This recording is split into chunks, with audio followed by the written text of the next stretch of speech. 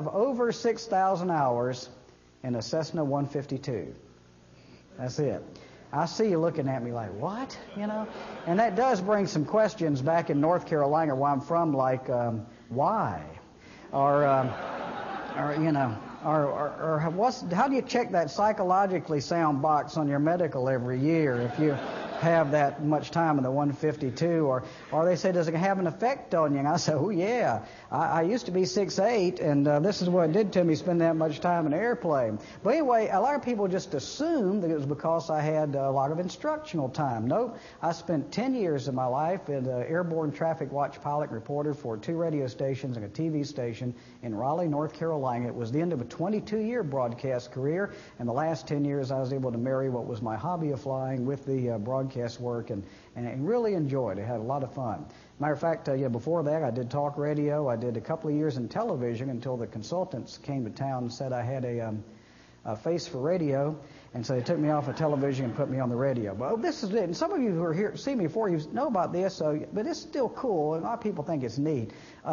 These companies would come to town, and they bring these really neat flying machines with them, and they would give me free instruction in them, so I'd talk about their company on the air. And I thought, well, that's neat, you know. Would you turn that down, give a free plug to be able to fly some neat flying machines? No. I got to do a very limited aerobatic routine with the Red Bear and Stearman folks, and that was a lot of fun. But the flying machine that just changed my life was this one. That one. Anybody know what type aircraft? Yeah. I had quite a bit of PIC time in that, the Blockbuster Video Blimp. Isn't that neat? How did this change my life? It changed my life dealing with air traffic controllers in North Carolina. Because I told them, y'all better start being nice to me or I'll come back and shoot an ILS in this thing. And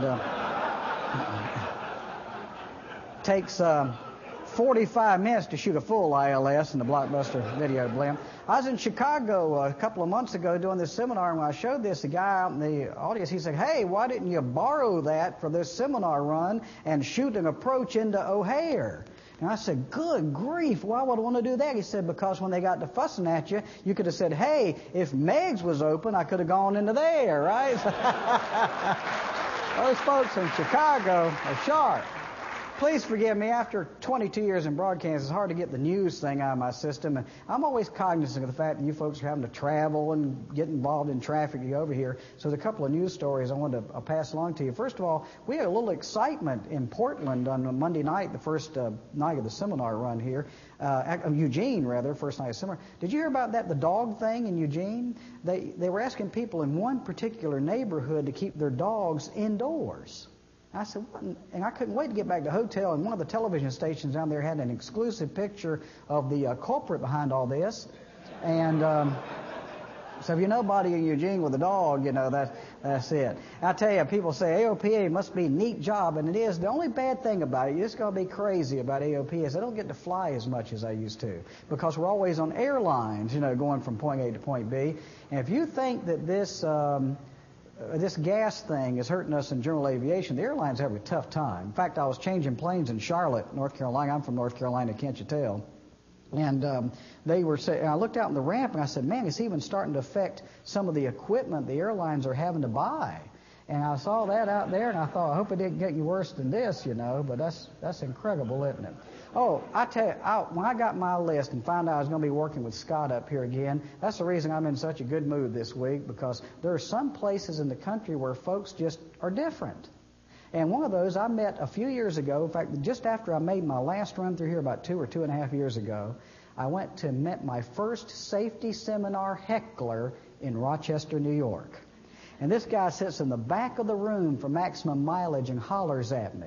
And the first time I ever met him, I got about 4 words out, and he said, where are you from? And I said, North Carolina. He said, is closed captioning available for your talk? I said, hey. And then when I said I had 6,000 hours in a 152, he said, was that before or after your check ride?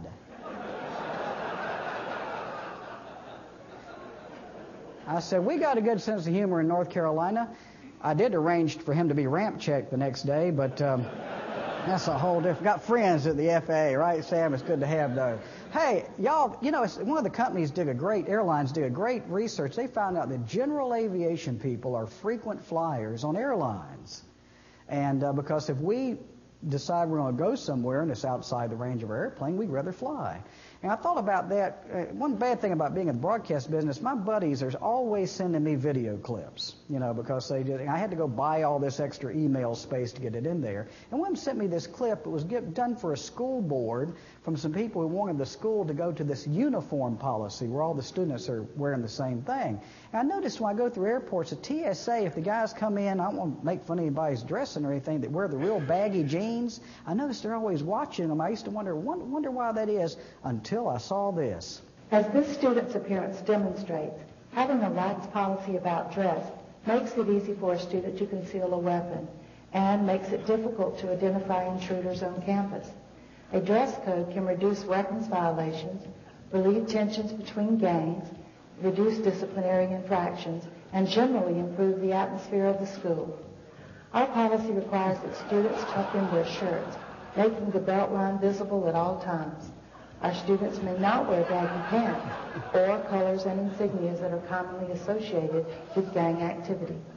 This policy was a collaborative effort between the parents, teachers, and administrators in this community. And this is just an Everett flight instructor trying to, go to work during the day. Isn't that incredible?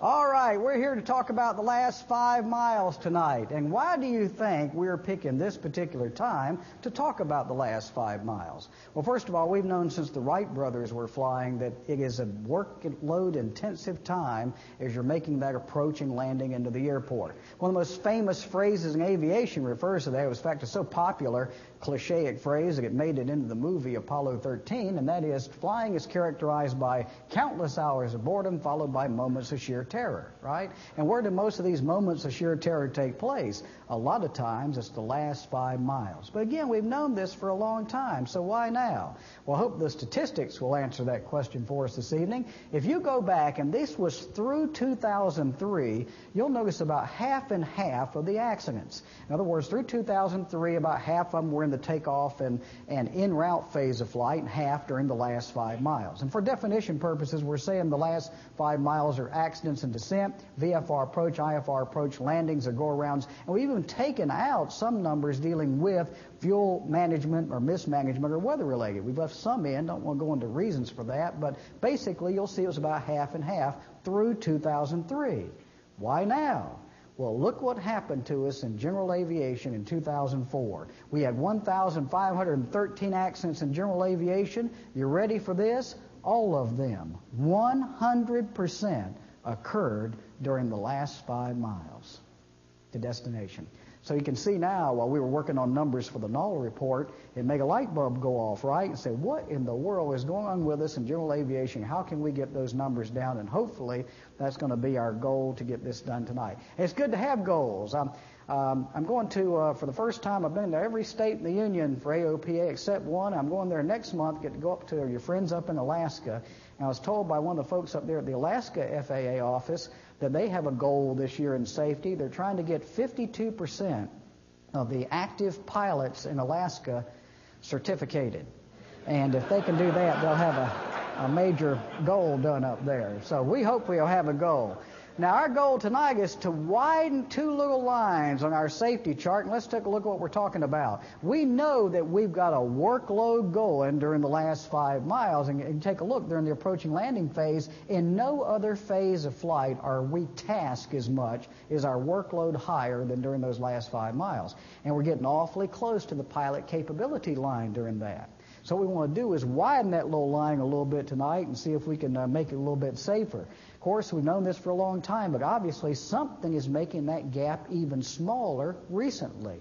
And we've targeted some areas tonight we're going to talk about and widen that line. As a matter of fact, if you exceed that task requirements and go over the pilot capabilities, that's when we all are at risk of hitting that dangerous resignation phase. And some of the accidents in 2004, it is believed the pilot reached that resignation stage, and at least one particular case literally just let go of the controls of the aircraft because we're so overwhelmed. So let's see if we can get that overwhelmness down and widen that gap tonight. A lot of it has to do with decision making. We've all known for years, you've heard it since you were a kid, that most accidents are the result of human error. And the FAA safety folks have put in a fancy term to that now, but it's a good one, aeronautical decision making. And those of you who are instructors know that a couple of years ago when they rewrote the regulations, they now target in every single license we're adding or a certificate we're adding on or ratings we're adding on, we're required to get training in aeronautical decision making, because that's where we're goofing up, is making the right decisions. So hopefully we can do a better job. You know, sometimes we do a great job as pilots of getting out of trouble only to get right back in it. I want to show you an actual news clip from Florida about an aviation incident, and you're going to think, what was this pilot thinking when he did this? Before I show it to you, let me tell you, there's nothing wrong with your set. We've actually had to drop out. You hear a little audio drop out when you hear the name of the pilot and the name of the passenger here, because there's been a civil suit filed over this particular incident. We just didn't want to get involved in that. But take a look at this, and let's see if we can analyze what in the world was this pilot thinking when they got in this kind of trouble. There was only a narrow space between the bushes and the power lines, and the Cessna 152 just didn't get high enough to clear the bushes. 23-year-old pilot of Lafayette, Louisiana, and his passenger, 27-year-old of Abbeville, Louisiana, were en route from Lafayette to Inverness, Florida on a business trip when they ran out of fuel just about 20 miles short of a scheduled stop at Panama City. Guided the plane under the power lines and set it down safely on a vacant street in the Sandcliff subdivision in the Seagrove area of South Walton County. I don't enjoy coming in under wires. So you came in under those little wires there, huh? Yeah, those little wires there. What was going through your mind? I'm going to beat this guy up when we land. That's it. A crew from the Destin private airport brought out enough fuel to get the plane to Panama City, and the two young men went for it.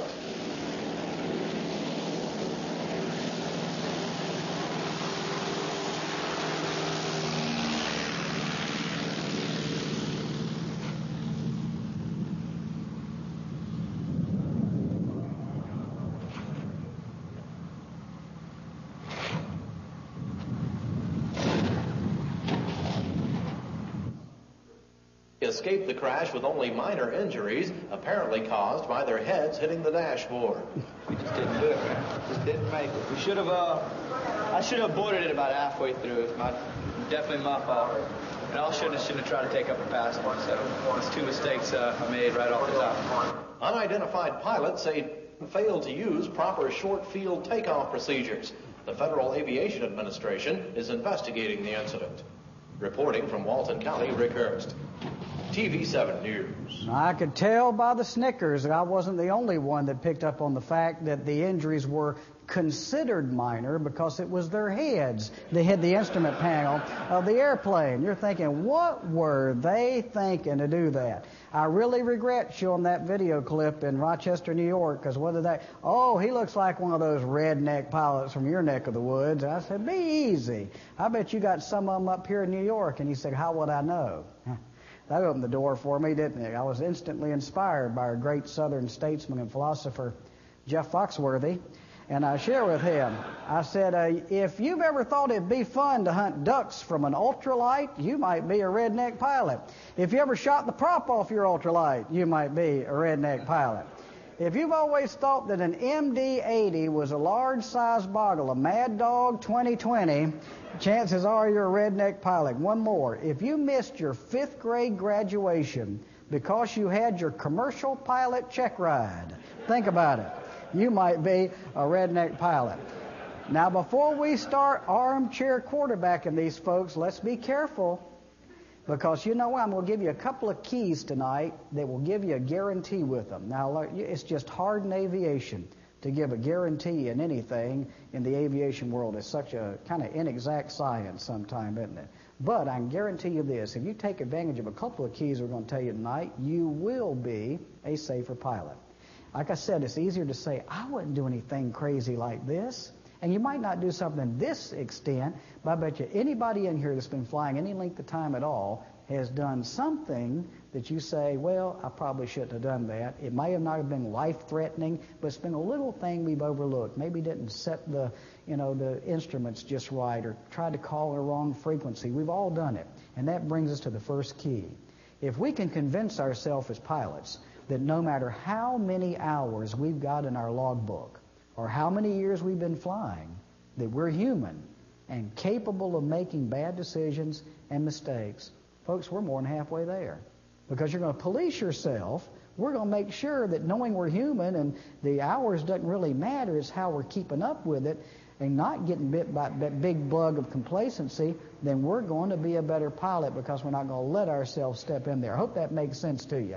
A journey of 1,000 miles begins with a single step. Most people don't plan to fail. They just fail to plan. And buried in a lot of these accidents during the last 5 miles comes something interesting. A lot of these pilots got in trouble before they ever left the house. So let's explore maybe our pre-flight planning and see if we can make that a little bit better to widen it up. Weather's a problem during the last 5 miles, mainly, and folks kind of push it a little bit, you know. And GPS is contributing to this. If you go into air traffic control facilities across the country now, you will find now more than ever that, thank you very much, appreciate it, that now more than ever you will find that there are incredible amounts of traffic up there in marginal VFR conditions that are actually squawking VFR. In other words, more people are flying VFR, marginal VFR conditions. Why?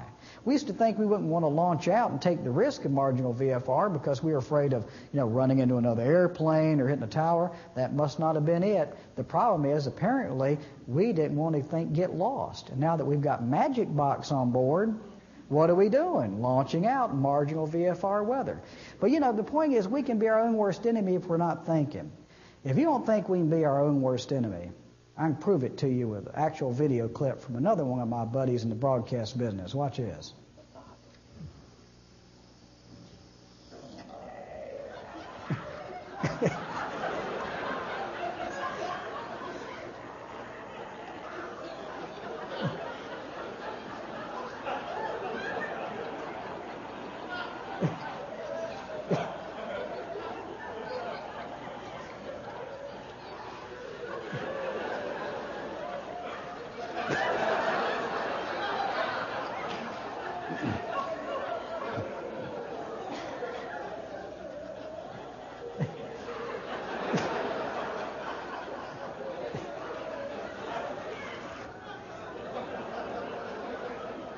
How many of you know pilots like this? That's what I want to know.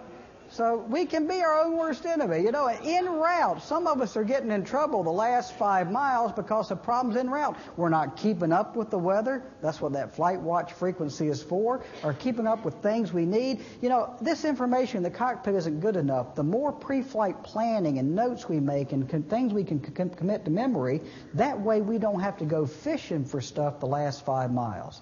A lot of us think that if we have access to it in the airplane, that's good enough. And folks, that's not. Because if something goes wrong during that work-intensive last 5 miles, the more we prepare, the more insurance we've got to be able to aviate the airplane instead of fish for stuff we might need. Make sense? And we're telling you that because that's what's happening in several cases during these last 5 miles accidents. Plus just being ahead of the airplane. 2 most important questions a pilot asks himself: what's the next 2 things I got to do? If you're in that kind of mode of thinking and staying ahead of the aircraft, it's going to keep you from getting in trouble. Last time I was here, we've been preaching this a lot, so let me say it again since we've got some new people here. Another thing we're wanting to target to getting pilots in trouble is partial panel flying.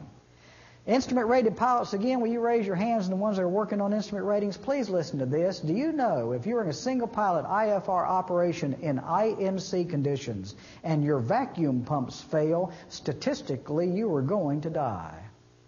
Did you know that? 80% fatality rate. What is going on here? The answer to this is so simple you're not going to want to believe me. But listen, you know how your instructor wants to practice emergencies to make it as realistic as possible? Because they know you're going to react the way that you were trained. Do you think the bean counters at the airlines would never fuss about sending first officers and captains to that expensive simulator training all the time if they didn't know that those people are going to react on the flight deck the way they're trained? So here's what's missing, though, in partial panel. Is the answer is so simple. You want to also, in addition to having the practice as close to as realistic as possible, if you lose your vacuum pumps, you want to make it as much like your training as possible. Here's the way to keep from getting hurt, folks. Please listen. Pass this around to every instrument pilot you know. If you don't believe this, you talk to Scott Gardner, because he had lightning strike him twice on this and will tell you this works. If you are in a single pilot IFR operation in IMC conditions and your vacuum pumps fail, do what your instructor did and cover up the instrument. It'll save your life. If not, human nature is you're going to want to stare at something that does not work. Or it's going to confuse you with information that is not correct. Cover it up. It sounds so simple, but this is it. And if you don't have anything, if you're like my, dentist buddy and you don't have the suction cups, you can take a $1 bill and fold it in half and it'll slam real nice in those round gauges in the airplane. Now, I know in general aviation it's tough to have more than $1 bill on you at the same time, but if you tear it in half, you can put, it in there and it works.